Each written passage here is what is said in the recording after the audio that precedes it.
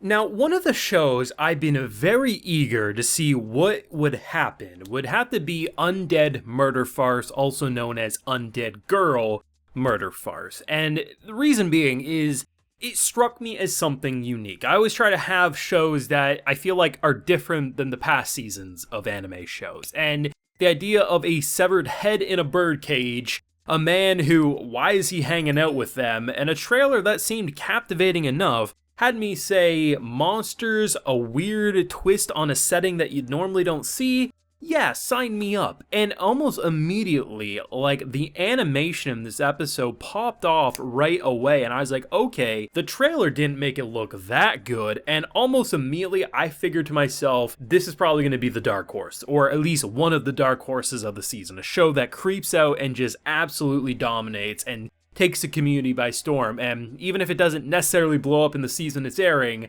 these types of shows typically last longer in the public's eye than shows that are, yeah, they're fun, but you forget about as soon as a new episode doesn't air. And I'm here to say, watch this if you haven't already. This is hands down my current favorite first episode of the season. Yes, the season just started, but that says a lot because there's been some quality first episodes already, but this one for me, it absolutely clicked and feels very different from a lot of the shows you're probably going to watch this year. Now, before we jump any further, I have to mention we do have a full live reaction to this wonderful first episode of Undead Murder Farce available on my Patreon if you would like to see my full uncut thoughts as I watch today's pretty exciting episode, and I'll be covering it every week on Patreon as well, so consider supporting if you so wish, but let's talk about this one. So, right away, you jump into a world, and I love the little idea of just having some text boxes pop up over the first couple of minutes, kind of establishing the mood, the time period, why it's a bit different. And the first thing we see with our main male character is he's fighting some gremlin-looking beast, and then very quickly, barehanded, kills the Oni. And I mean, you immediately can tell the dude's a badass, but what exactly is going on in this world?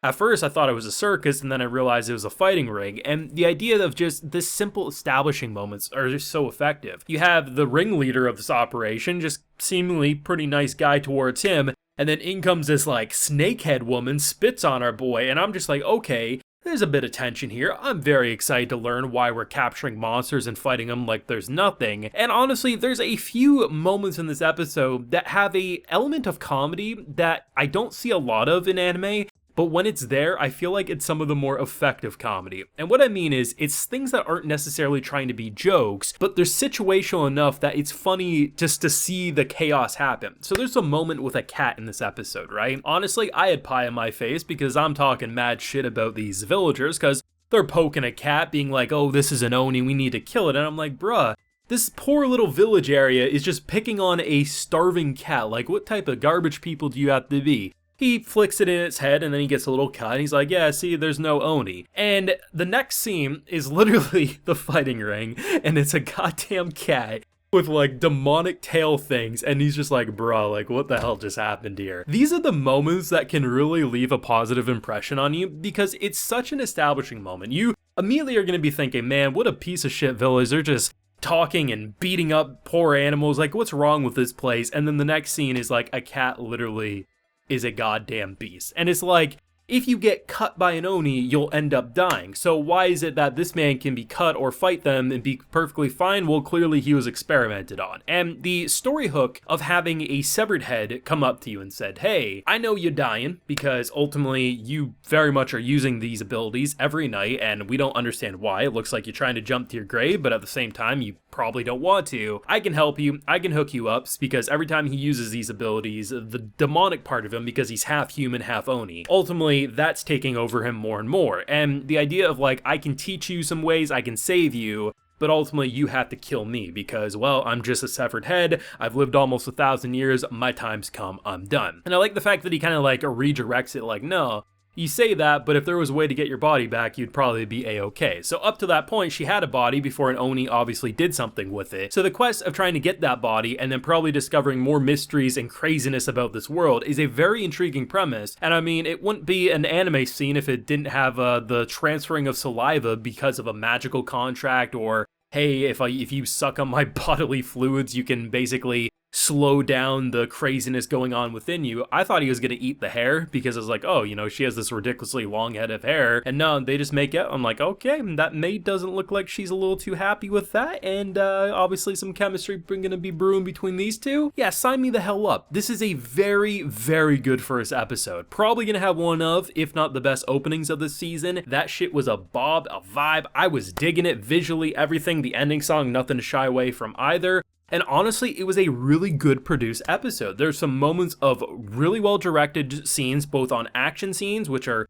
self-explanatory, but even the ones where like they shift around perspective. There's this one really cool shot where, because obviously she's a head in a cage, right? So she's the smallest object on screen, and then they redirect it where his body gets shrunk and the head is like the largest portion. It's just some really cool visual directing, the red filtering, almost like this gothic horror aesthetic. I think they got a lot to work with here, and for me personally, these are the types of shows I'm always eager to see in an anime season. Something that feels different, both on a world level, maybe the character personalities, the VAs, even just there's something different, right? There's something, a vibe that is different about a show that says, oh, maybe we've seen 1900s anime before, or maybe we've seen these like Victorian settings before. Yeah, but the idea of just immediately making it feel ominous and different, but then have this very charming atmosphere about it. Like, I really like our main man's personality. Like, he's very much a performer, right? He's like, basically the type of guy's like, well, if I'm gonna die anyway, I might as well do something to rid the world of some BS and have a little fun while I'm at it. And the idea of like, there's this moment where pretty much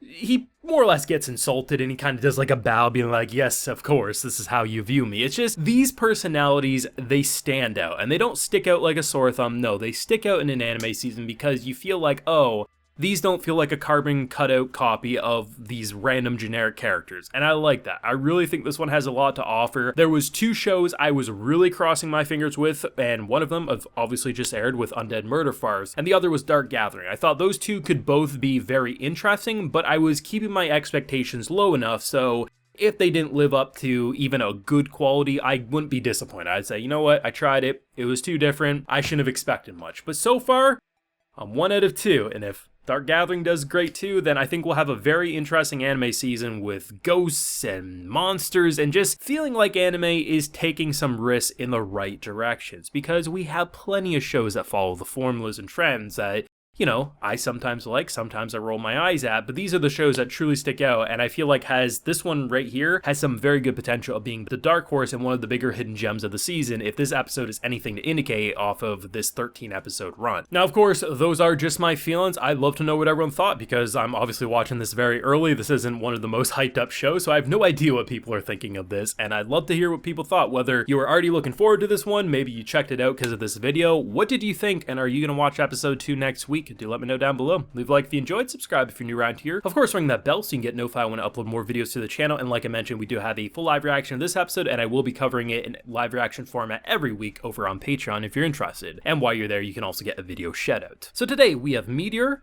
Flutchbringer, X-Demon, and Rohit Nair. So I appreciate the support, everyone. Please take care and have a good one.